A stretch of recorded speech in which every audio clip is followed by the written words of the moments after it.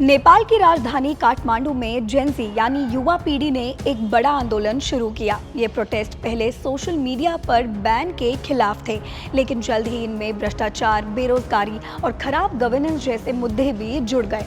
और अब इन प्रोटेस्ट की वजह से वहां की सरकार गिर गई है और पॉलिटिकल इंस्टेबिलिटी बढ़ गई है। और अब इस राजनीतिक अस्थिरता का असर भारत पर भी पड़ सकता है।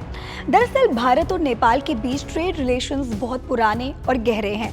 नेपाल अपनी ज्यादातर जरूरत की चीजें भारत से ही खरीदता है। हमारे देश से वहां दवाइयाँ, लोहा, मशीनें, पेट्रोलियम प्रोडक्ट्स और खाने पीने का सामान जैसे चावल, सब्जियां भी जाती हैं।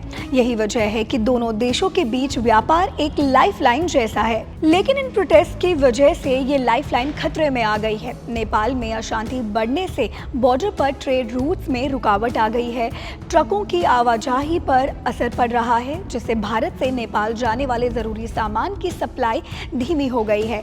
सबसे ज्यादा असर दवा, मशीनरी और पेट्रोलियम जैसे इंपॉर्टेंट प्रोडक्ट्स की सप्लाई चेन पर पड़ रहा है।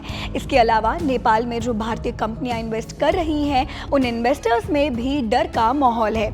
अगर ये इंस्टेबिलिटी जारी रही तो नेपाल में नए प्रोजेक्ट्स और बिजनेस प्लान्स पर भी असर पड़ सकता है, जिसका सीधा लॉस भारत को भी होगा। इस पूरी सिचुएशन पर भारत सरकार की कड़ी नजर है। सीमा पर सुरक्षा बढ़ा दी गई है ताकि ट्रेड और लोगों की आवाजाही में ज्यादा दिक्कत ना आए। साथ ही वहां मौजूद भारतीय नागरिकों के लिए भी सुरक्षा से जुड़ी एडवाइजरी जारी की गई है। इस मुद्दे से जुड़ी और भी अपडेट्स के लिए जुड़े रहें जी बिजनेस के साथ।